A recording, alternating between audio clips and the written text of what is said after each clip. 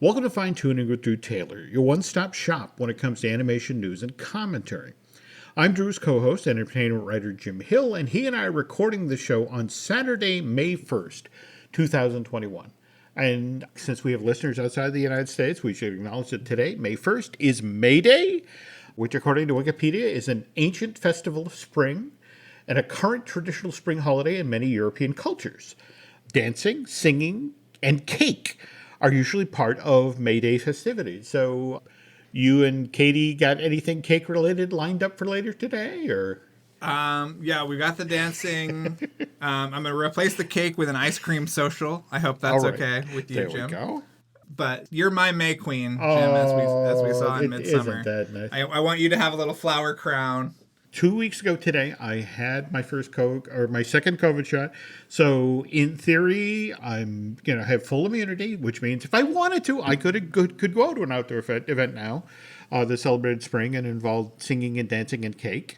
But do you remember the movie Midsummer? Yes. Right?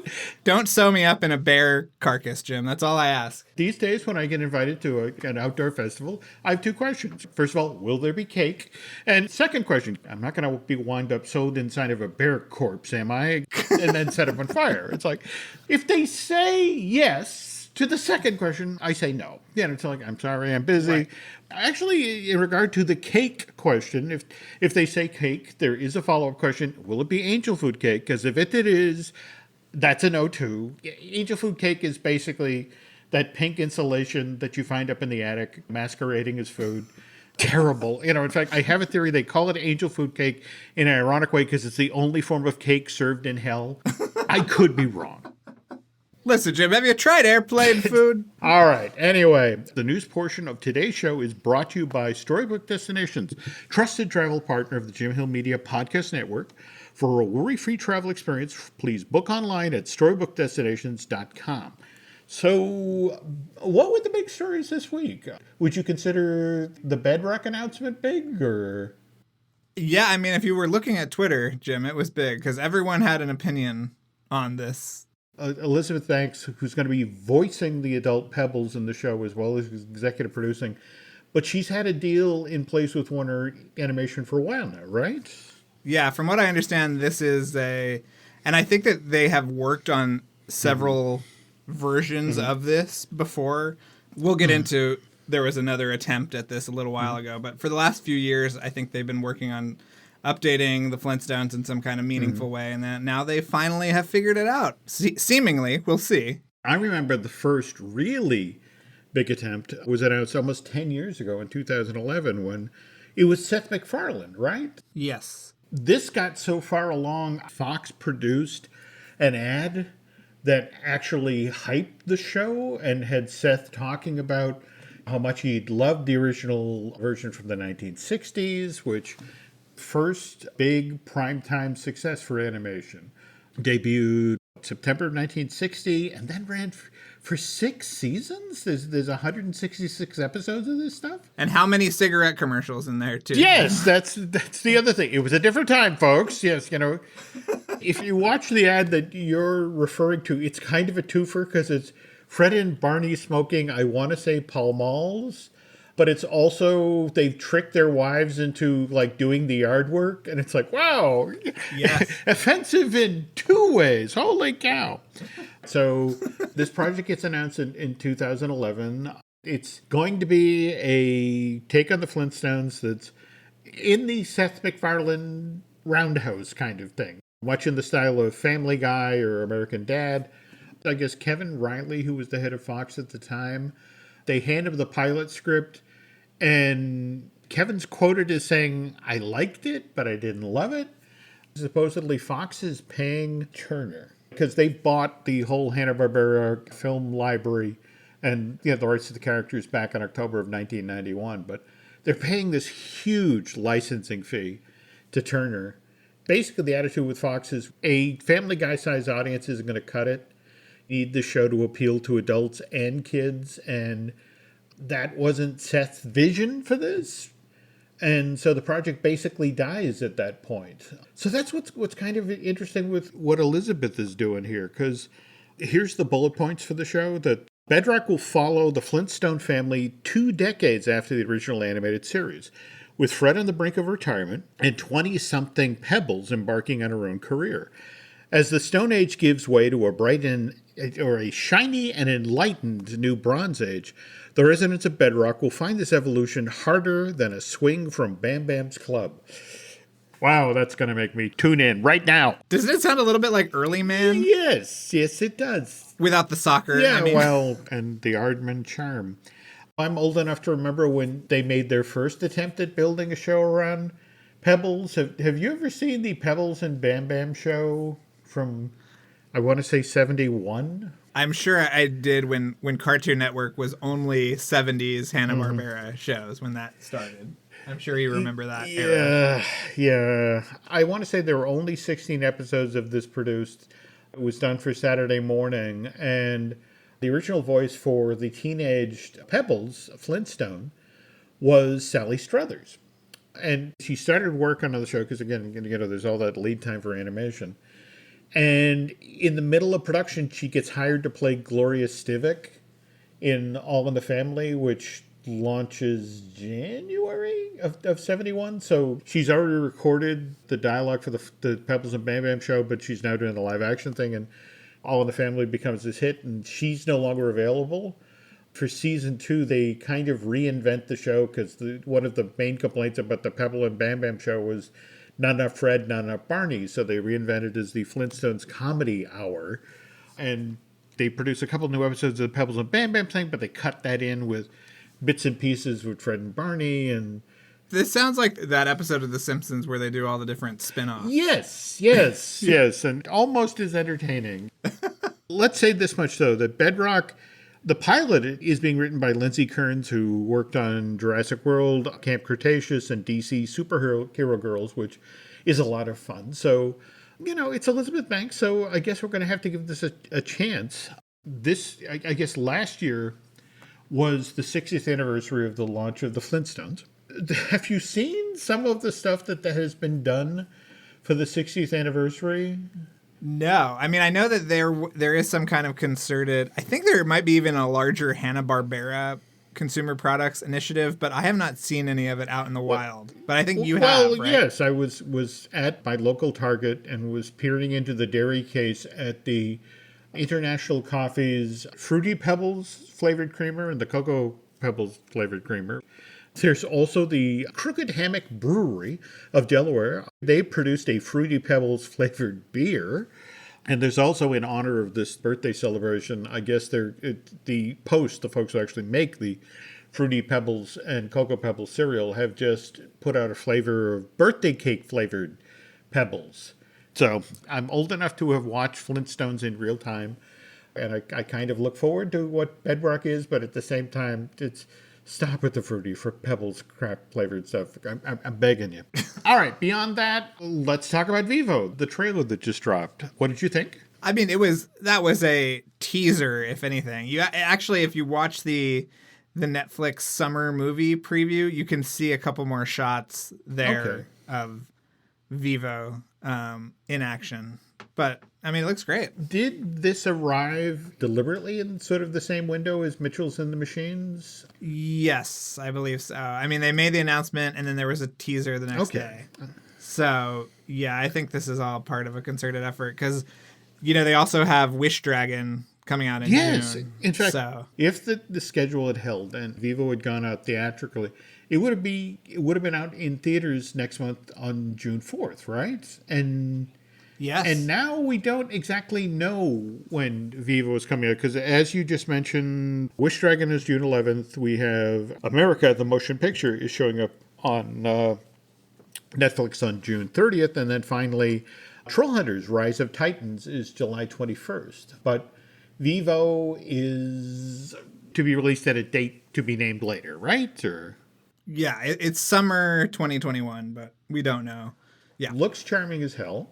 And the folks at Sony found a new animal. This is a kinkajou, the honey bear. I feel like when we were at that thing at Animal Kingdom, we met a kinkajou. I think that's entirely possible. We may have fed it grapes, but either way. Yes. You were talking about how Vivo started off life at DreamWorks? Yes. You and I both are intimately aware of this kind of purge that happened at DreamWorks, where it was Vivo, it was Me and My Shadow, it was Kevin Lima's Monkeys of Mumbai, which Jim, I hope you saved all that. I did. Twitter content from him. Okay, good. Yeah, there were a bunch of movies. The movie that Australian movie that ended up becoming that Larkin? short. I mean, it was a bloodbath over there, and this is one that amazingly they let escape, and it went across the street or across town really to Sony. Yeah. And was made, which is great. I mean, it's really very heartening, I think, the story. Vivo was set up at Sony in December 2016. So, in theory, that means it was worked on earlier at DreamWorks. I guess we're going to have to work on finding out how earlier. But when you look at what Disney and Lin-Manuel Miranda, he's doing the music for Encanto, which is coming out in November of this year. He's also working with Alan Menken on The Little Mermaid. Has that officially started back up again? Yes. I think it started in February, yeah. But no word on theatrical release, 2022, 2023? Yeah, I'm sure. You know how long they take on those remakes. Oh, I get that. I get that. 22 at the earliest, yeah. But here's the thing of the Disney Lin-Manuel Miranda story that fascinates me. He gets signed to work on Moana. He's hired in March of 2014. But at this point, we are still 11 months away from Hamilton even debuting off-Broadway, let alone, when it becomes this white-hot hit and moves to the Richard Rodgers in August of that year and then becomes this impossible ticket to get. But Disney hires Lin-Manuel on the basis of In the Heights, right? And that did off-Broadway in 2007. It arrives on Broadway in 2008. It's nominated for 13 Tonys. It wins 4, including Best Musical that year. Then it closes in January of 2011. It's just under 1,200 performances. But it's not certainly not a Lion King or a Beauty and the Beast, the sort of huge hit that Disney recognizes as a smash on Broadway. So when they hire him, he's still the In the Heights guy. They love the fact that they got lucky. They hired this guy who, as he was writing songs for Moana, suddenly became the man who gave us Hamilton. In fact, can you talk about when you were working at Disney and you got to see Moana work in progress? Oh, yeah. All the parts were sung by people working on Moana. So Philippa Sue, Leslie Odom Jr., all of those amazing performers, because he was, knee deep in Hamilton, and he just said, okay, I'm just going to get the cast to record all of this stuff. And I think some of that stuff wound up on like an expanded version of the soundtrack, but seeing those work in progresses, the songs are really what's the most interesting to me. Like I've heard, when I saw Zootopia for the first time, it was Sia singing the song and not Shakira, which was very different and cool. But it was a lot of fun. You've actually already seen the movie version of In the Heights, right? I have. It's wonderful. This is the summer of Lynn, Jim, let me tell you.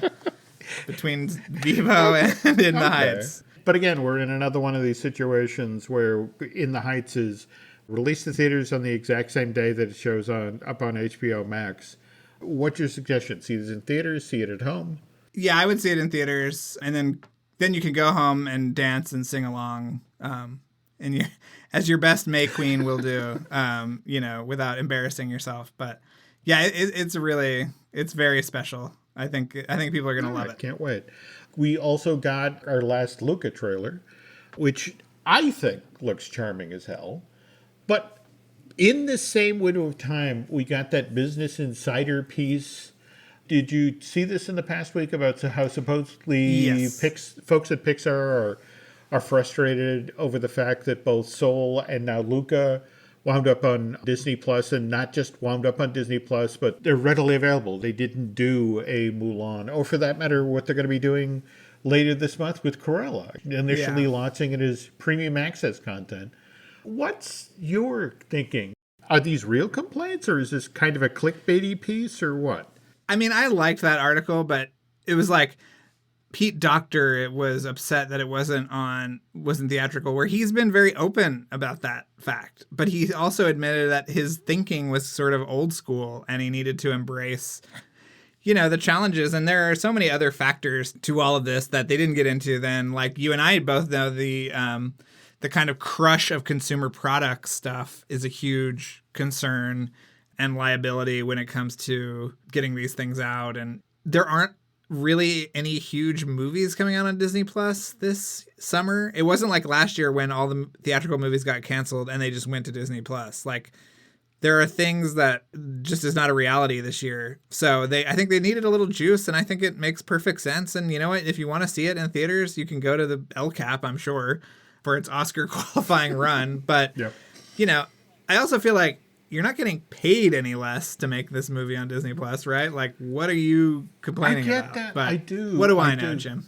Well, no, but clearly the world of entertainment is changing. You pointed out, for example, the Sony Disney Plus deal this week. Yes. A few weeks back, Sony and Netflix announced a deal that gave that streaming service the U.S. streaming rights to Sony's films in the first pay TV window.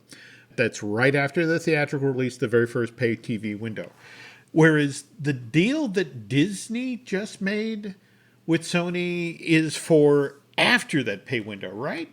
Yes. It covers all of Sony's theatrical releases from 2022 to 2026.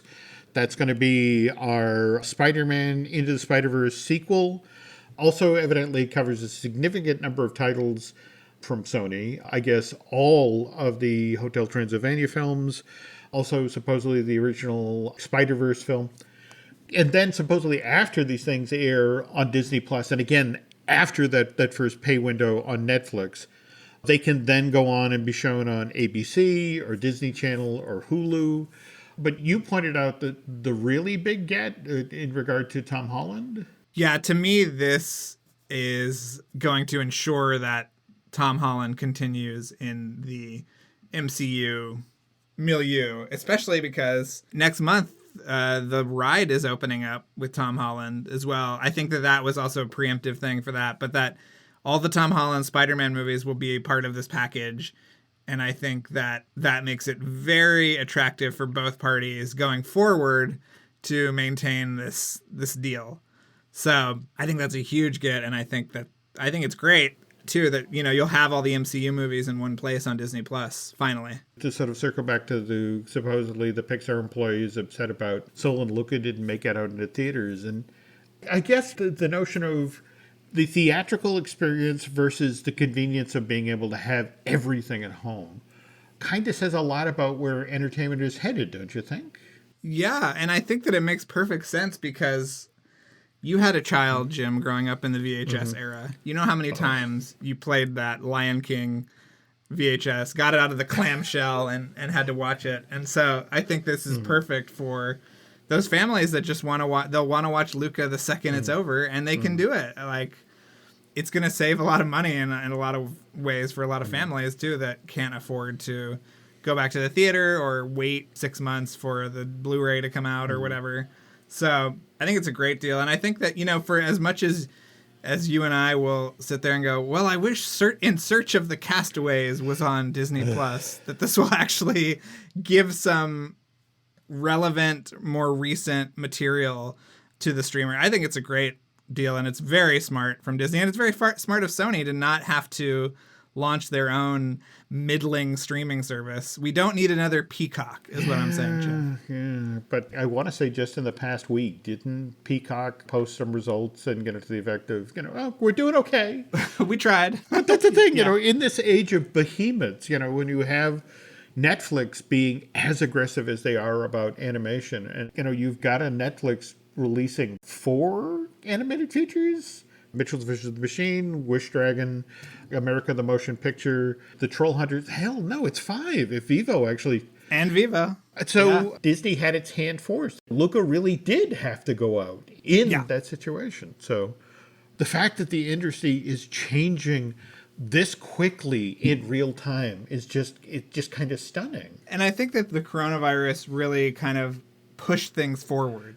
That maybe this wouldn't have come as naturally so quickly, but the fact that it was the only option for the last 14 months, I think it has fundamentally changed the approach that consumers have with their streaming services and theatrical. You know, I mean, it seems like people went out to the theater and saw Godzilla versus Kong, which is great, but who knows if that's going to be the case for every movie. And I don't know. I worry that, you know, smaller movies will just be relegated to streaming only, but hopefully if there's an audience that demands it, there'll be theater space that can handle that, because God knows there's not anything playing in theaters. I think Scott Pilgrim versus the World is back in theaters this weekend, Jim. So yeah, that does kind of say things. So we're going to take a quick ad break here, and when we get back, we're going to talk about something else that didn't play in theaters, but man, I wish it had.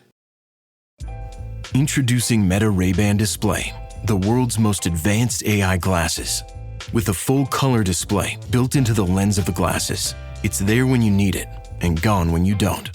Send and receive messages, translate or caption live conversations, collaborate with Meta AI, and more. Be one of the first to try Meta Ray-Ban Display. Visit meta.com/Meta Ray-Ban Display to book a demo and find your pair. This podcast is brought to you by Carvana. Carvana lets you buy your next car on your terms. Explore a massive inventory online, filter for what matters, and find your perfect match. Then choose delivery to your home or pick it up at one of Carvana's iconic car vending machines. Every car also comes with a 7-day money-back guarantee, so you can make sure it's the right fit. Buy your car on Carvana. Delivery or pickup fees may apply. Limitations and exclusions may apply. See our 7-day return policy at Carvana.com. Carvana. Getting ready to step into your career era? Set yourself apart with Adobe Creative Cloud Pro for students. Hone your skills with apps like Photoshop, Illustrator, Premiere Pro, and more, powered with the latest in creative AI. Students save over 55%, so you can build a portfolio you're proud of. Launch your future with Adobe Creative Cloud Pro for students. Visit adobe.com/students to learn more. Did you get the chance to watch the sort of the reveal of everything that's going into the Disney Wish, the new Disney cruise ship? Jim, that was the most painful 35 minutes of any Disney thing I think I've seen since I watched Prince of Persia in theaters. That was so cringe. That woman who they have, who has such big Disney vacation planning video energy, I could not handle it, Jim. Yeah. But there were some interesting things. No, there were. But at the same time, it's just sort of like the Frozen themed restaurant, which if they're not making ice cream at the table in front of you, they're missing an upsell. Here's my question, Jim. You have to go to these restaurants at least twice during most of your trip. It depends on if you're doing a 3 and 4 day cruise, that there are just enough variety that you don't necessarily have to repeat yourself. But yeah, if you are one of these people who does a 7 days cruise, yep, you're going back to see Anna and Elsa, at least twice. Yeah, so I mean, that was what somebody was saying. Like, first night on the Marvel restaurant, some 18-year-old kid is dressed as Tony Stark flying around, and then the next night, are they just showing scenes from Endgame or something? You know, it's like, this can't be the same experience twice. I don't know. This ship seems like every Disney cruise, but way more annoying is what my takeaway was. Like, who wanted 2 restaurants themed after 2 different characters from the live action Beauty and the Beast, Jim? I don't know. Maybe that's not something I ever thought about, but whatever. We went to dinner in, I forget which one of the restaurants it was, but it was Pirate Night. We were across from this family where they're enjoying themselves. They're Pirate Night, but they have a 5-year-old boy who will not sit down and is running around the table in his pirate garb, stabbing everybody at the table. And when he ran out of his family members, he began stabbing people at our table. It's a plastic sword, but it's just one of these things where it's like, I am so enjoying this dining experience. I am so glad I came on this boat. There is something to be said, Jim, for going with your family just so that you have enough people to have your own table. So that you're not with a bunch of weirdos every night. But you brought up that, at least for animation fans, what makes, what they revealed for the Wish, interesting, was the Aquamouse. I guess this ship's water coaster. It's a celebration of the Paul Ruddish Mickey Mouse shorts, right? Or Yeah, it looks cool. I mean, did you do the aqueduct when you were on the Dream? Did, and I have to tell you that I don't understand how this particular system, this powered water coaster, to talk about, this is the very first attraction that's ever being done on the Disney Cruise Line, and it's going to have show scenes, and it's like you're on a water roller coaster where 9 times out of 10 you have water in your eyes because you've just been splashed, and it's like you're zooming along this 1,900-foot track. How is it you were actually going to take in show scenes? It also looked like there was like a new short being developed that has this storyline or something. Did you get that out of it too? Yeah, I mean, anytime we get new Mickey Mouse stuff from Paul Ruddish, I'm a happy guy.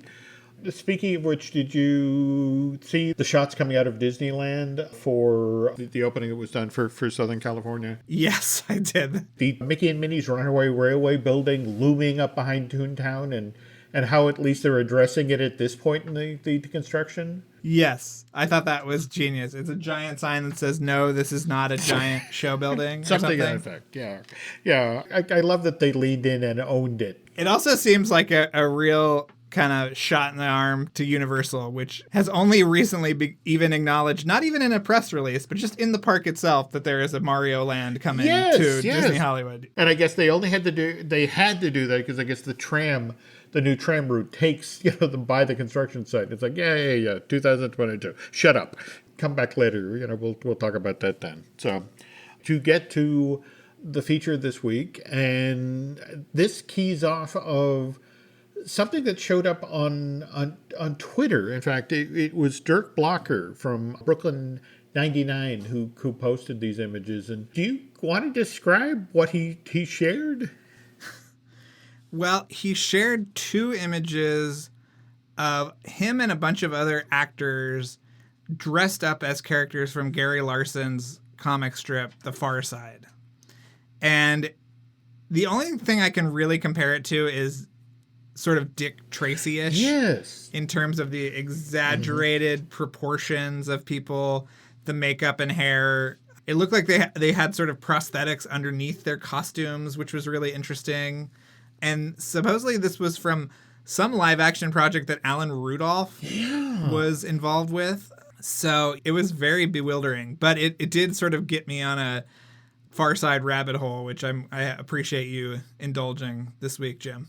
I have been a fan of Far Side since it first appeared.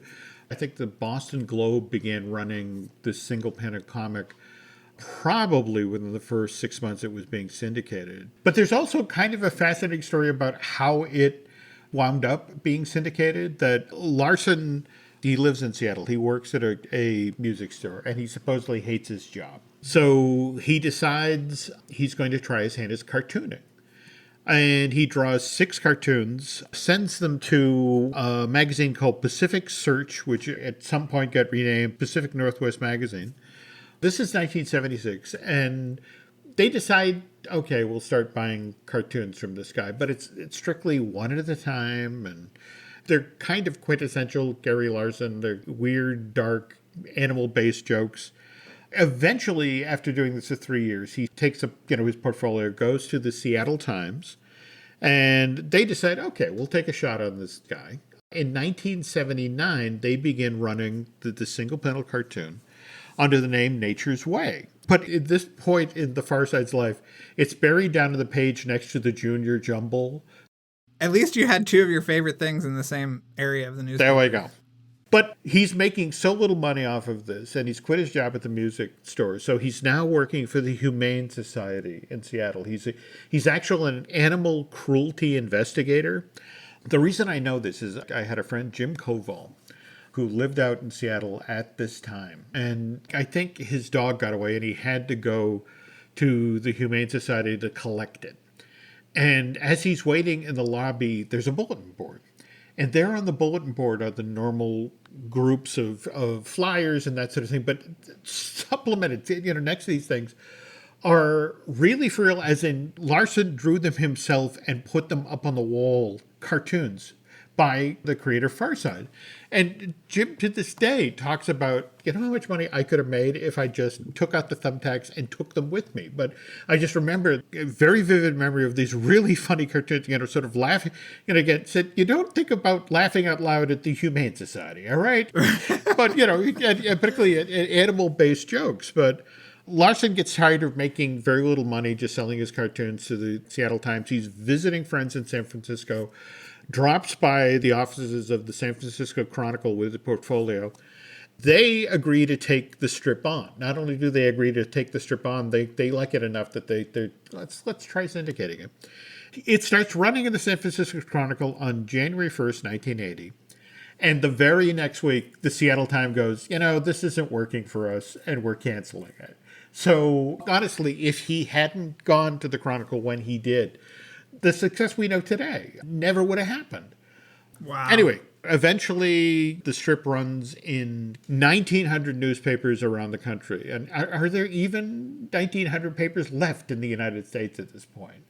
It's published in 17 different languages. By the time he opts to retire in January of 1995, Larson has produced 4,337 individual Farside strips. Very first book, a collection of these things, which I proudly own a copy of, was published back in 1982. There have since been 23 collected editions of the Farside with over 45 million copies sold.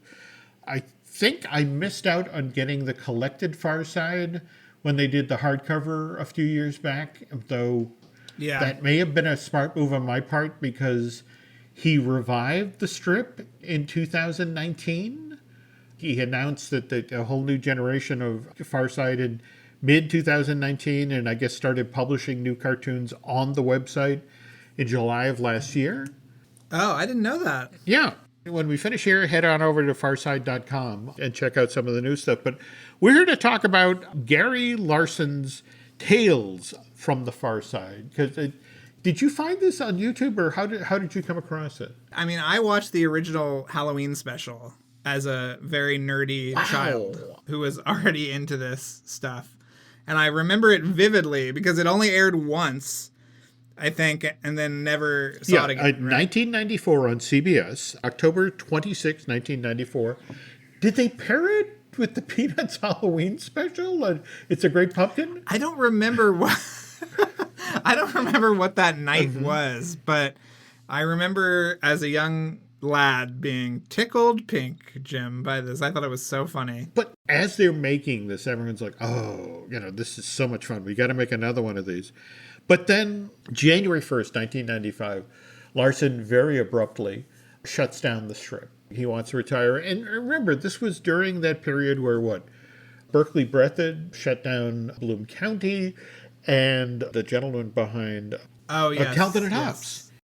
One of the reasons these three all walked away from doing strips is they pointed to Peanuts, that sometimes the strip goes on too long and it loses what made it appeal. They couldn't point to Family Circus?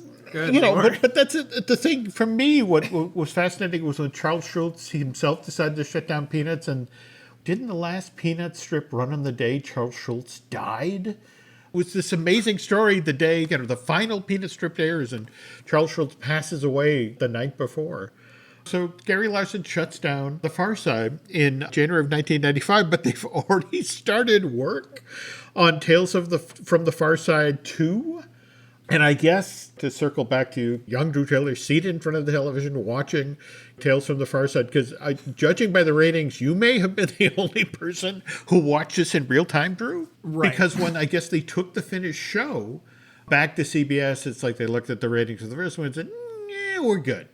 They then couldn't find a network in America who was willing to take the show on. So when it does finally air in 97, and again, we're now 2 years after the strip is shut down, the only network that was willing to air it was the BBC, and they only aired it in the UK.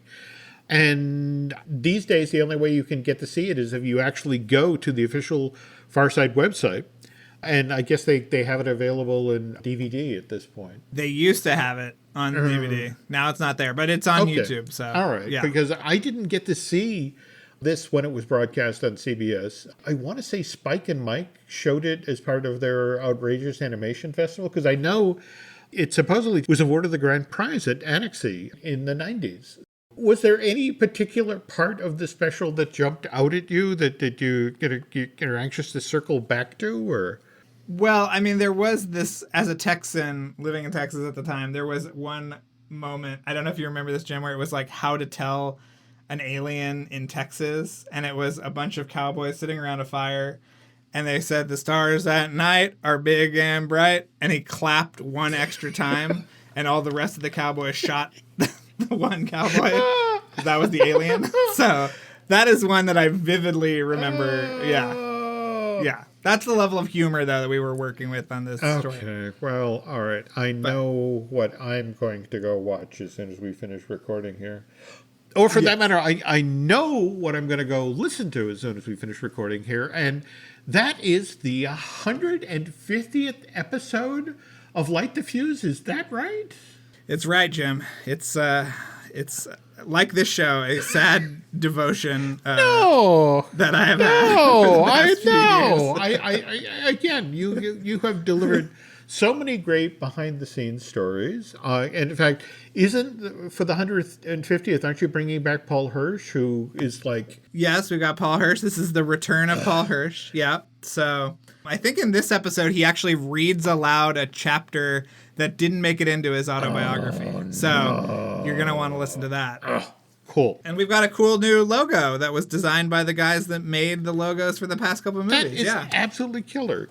I have so enjoyed the show, and to the fact that you're getting that the creatives who actually worked on the film are now doing the logos, or for that matter, that you get people of the level of Paul Hirsch coming on and share. I mean, that guy is Hollywood history with feet. Jim, in the third episode, this is a three-parter, he describes a John Hughes script that I have never heard about in my life. He goes into detail about this script that he was going to direct, and it is absolutely fascinating. Charles and I were like on the edge of our seats listening to him talk about this script. Really, really fascinating stuff. Seriously, folks, if you are not listening to Light the Fuse already, and again, the upside is there's 150 shows now that this is definitely binge-worthy stuff. Please go check it out. You're missing out on a great, great show. Our side of the street, we got stuff too. Disney Dish with Len Testa, Marvel Us Disney with Aaron Adams. Just did a brand new Universal joint, and Dustin Fuse and I will be knocking another one of those out shortly. Tell you what, folks, if you could head over to Bandcamp and subscribe, that would be helpful. You can find us on Twitter and Instagram as Jim Hill Media, and on Facebook at Jim Hill Media News. Thanks for listening, and Drew and I will be back soon.